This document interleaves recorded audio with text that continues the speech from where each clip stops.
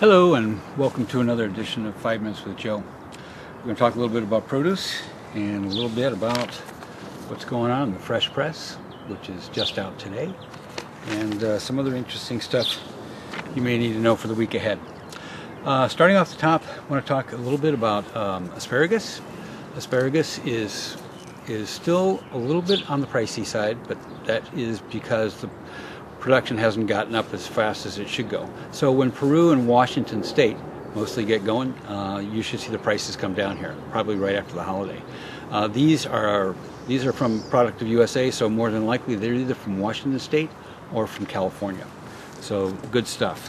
Celery quality is still an issue, like we talked about last week. It's still pithy and so forth in the middle, so you probably want to avoid that if you can, although it's hard to avoid celery. It goes in so many things. The quality should improve first week of June, they tell us. Lettuce quality overall is excellent, and the price is good. The only thing you may want to watch out for is on romaine. You look on the tips here, there's a little bit of tip burn right on the edge of the romaine, so that's something you want to look out for, and just cut it off. The place you might want to also be wary of is looking in your mixes, because sometimes when there's a little bit of fringe burn in the romaine mixes, it cuts down your shelf life, so that's something to consider, to keep an eye on it. Berries are mostly good this week. Most of the berries are good. The nice strawberries coming out of Watsonville and Salinas, these Driscolls, blackberries, blueberries. The one exception probably is the blueberries. Because of the cold weather they had in Florida, they tend to be just in a fair condition. That'll improve when the harvest moves up to North Carolina and up into Maine. The blackberries are good right now. And one thing to look for though in blackberries, and the same with blueberries, is if you look in the back there, sometimes you'll see like little cells in the berries that are purple. You don't want to see that. When you want to see blackberries, you want to see them all the way black. The same thing is true of the blueberries. You don't want to see ones that are like a little bit greeny, kind of pink, because that means they're not entirely ripe. So the fruit is not going to be as sweet as it would be if they were all black. Just saw today from the store, peaches have arrived from California, and I don't know if this is something you really want to get into, because you can see this guy is a little bit green and not the best. So the start of the peach season maybe is not the best time to be buying peaches. I would recommend probably this time of year if you want to buy stone fruit. Apricots will probably be your best bet starting off, because they tend to be good this time of year. Another thing I found in the store, which is, of course I love, is these mangoes are gorgeous. And this mango comes from Mexico, which is where mangoes originally come from. And in my mind, I'm biased this way. I think the Mexican mangoes are about the best you're going to get. So always a nice treat for the salad bar. Oranges, a couple things about oranges I wanted to talk about is that we have two different kinds of oranges here. We've got a Navel and a Valencia. This time of year actually is kind of the crossover between the two, because Navel oranges are a winter crop. They're harvested all the way through the winter, so the shortest days of winter is when they're the best. So they're coming towards the end of their harvest time. So you might want to watch out for Navels for a couple things. One of them is, and I bounce it up and down in my hand, is you want to look for fruit that's heavy, because towards the end of their season, some of the Navel will get kind of light, and what that means is basically there's not as much juice inside, so it's going to be a little bit on the pulpy side.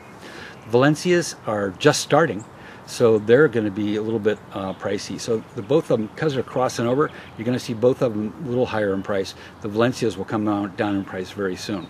And here's the Navel. You can see why they call it a Navel, of course, because it has a navel on the bottom. Very easy to peel, sweet, and my preferred eating orange would be a Navel. Now you may see, going forward, you're going to see Navels probably in the store all summer long, and I just told you that it's a winter crop.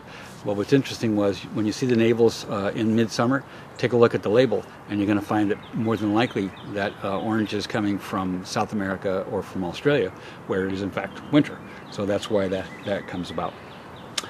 Okay, that's one thing I want to talk about too. Is I want to talk about grapefruit, and I'm going to show you how my preferred way of cutting up a grapefruit is today. So hold on one sec, and we'll get this guy cut up, and I'll show you what I like to do with it. Grapefruit is an excellent fruit for the salad bar.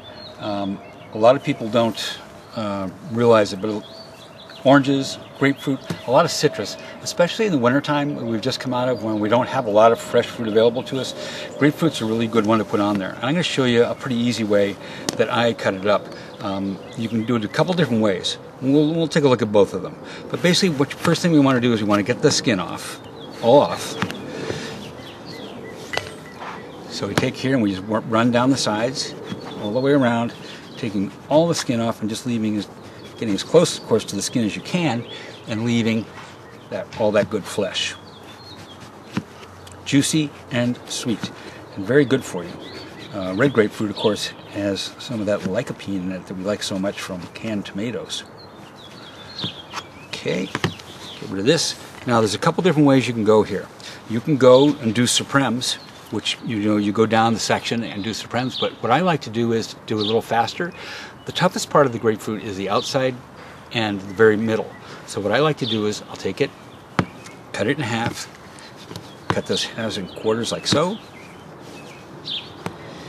like that, and then at an angle, a nice 45-degree angle, I can take that center section out, just like so.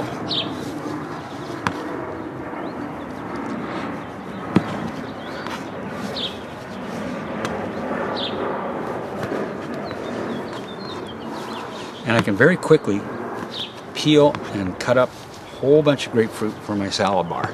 And what I do is I usually cut them just in half. Like I said, the membrane between these sections is not so difficult to eat as much as the center is. So there I have a nice pile of grapefruit, all cut up, ready to eat, sweet and delicious.